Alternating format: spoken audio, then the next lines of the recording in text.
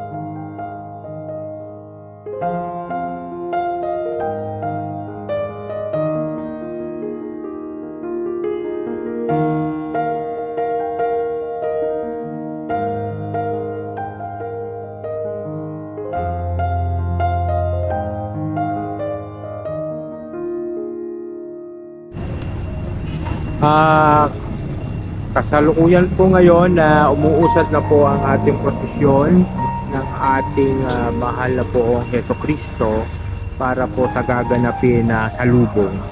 Ito po ay papunta ng San Antonio de Padua sa may crossing Los Baños. At doon po magtatagpo ang ating poong Birheng Maria na magmumula po sa UP Gate ng Los Baños.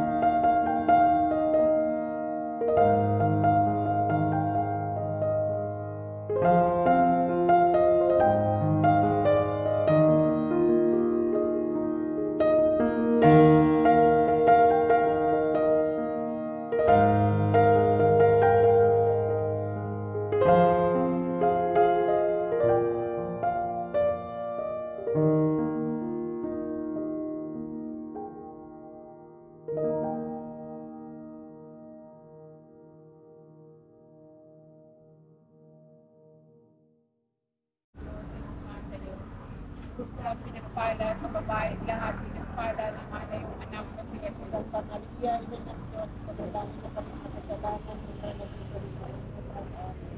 Nabagin ng Maria, na panunuhan ng grasya, ang Panginoong Diyos, na sumasalita. Diyos ka na pinagpala sa babae, lahat pinagpala ng mana yung anak na si Jesus Santa Maria, ina ng Diyos, pagdalangin na kami. Ave Maria, napupuno ng grasya, ang Panginoon ang Diyos ay sumasayo. Bukod kami pinagpala sa babae lahat, pinagpala naman ang anak ng Diyos.